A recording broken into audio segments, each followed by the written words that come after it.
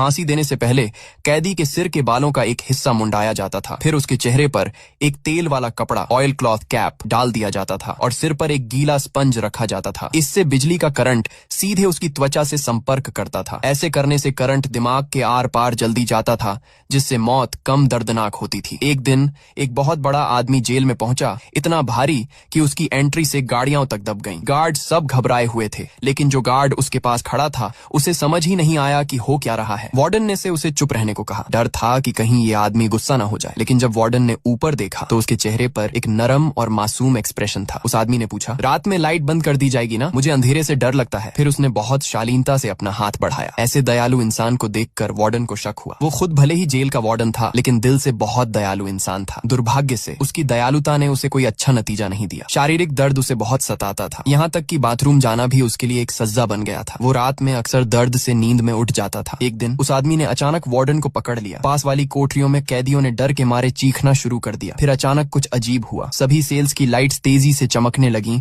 और फिर फट गईं। आदमी ने वार्डन को छोड़ दिया, जोर जोर से खांसने लगा और उसके मुंह से काले कीड़े, ब्लैक इंसेक्ट्स निकलने लगे। उसने कहा कि उसने वार्डन की बीमारी ठीक कर दी है। ये कहकर वो वहीं लेट गया। वार्डन यकीन नहीं कर पा रहा था। उसे पहली बार ऐसा सुकून और आराम महसूस हुआ था। वो तुरंत उस आदमी के डिफेंस लॉयर के पास गया, लेकिन वहां जाकर उसे पता चला कि वो वकील तो रेसिस्ट, जातिवादी था। उस आदमी की सारी कोशिशें बेकार गईं। उसे कोई मदद नहीं मिली। जेल वापस आकर वार्डन ने उस आदमी का शुक्रिया अदा करने के लिए उसे कॉर्न ब्रेड गिफ्ट में दी। कुछ दिन बाद एक नया कैदी आया। वो सब कैदियों का अच्छा दोस्त बन गया। वो उनकी पीठ पर चढ़कर शो भी करता था। सबका दिल जीत लिया था। लेकिन एक गार्ड को हमेशा उस कैदी के चूहे, माउस से नफरत थी। सबको वो गार्ड पसंद नहीं था। फिर भी कोई कुछ नहीं कहता था, क्योंकि वो जेल में बड़ा अफसर था। एक दिन वो गार्ड कैदियों के हाथों पकड़ा गया। उसे गंदी गंदी गालियां दी गईं। इतना डर गया कि उसके पैंट में पेशाब निकल गया। सबने उसका मजाक उड़ाया और उसे कायर, कावर्ड कहा। वार्डन ने ये बात याद रखी। फिर वो दिन आ गया जब कैदी को फांसी दी जानी थी। उसने वार्डन से आखिरी ख्वाहिश के तौर पर कहा, मेरे मरने के बाद मेरे चूहे का ख्याल रखना। वार्डन ने हाँ कर दी, लेकिन जैसे ही चूहा वार्डन को दिया गया, वो गार्ड उस पर पैर रखकर उसे कुचल देता है। कैदी जोर जोर से रोने लगा और वो गार्ड हंसते हुए चला गया। फिर वो बड़ा आदमी आगे बढ़ा। वार्डन ने मरा हुआ चूहा उसके हाथ में दे दिया। उसके मुंह से फिर से काले कीड़े निकले और सबके सामने वो चूहा जिंदा हो गया। सब हैरान रह गए। कुछ समय बाद फांसी का दिन आ गया। वो गार्ड जिसने बदला लेना था, जानबूझकर कैदी के सिर पर रखे स्पंज को गीला नहीं किया। जैसे ही करंट चालू हुआ, कैदी मरने की बजाय दर्द से चीखने लगा। सबको देर से एहसास हुआ कि कुछ गड़बड़ है। डेल, कैदी का शरीर धुएं से भर गया और वो तड़प तड़प कर मर गया। गार्ड ये सब देखकर भी हक्का बक्का रह गया, लेकिन उसे कोई पछतावा नहीं हुआ। वहीं दूसरी तरफ वो बड़ा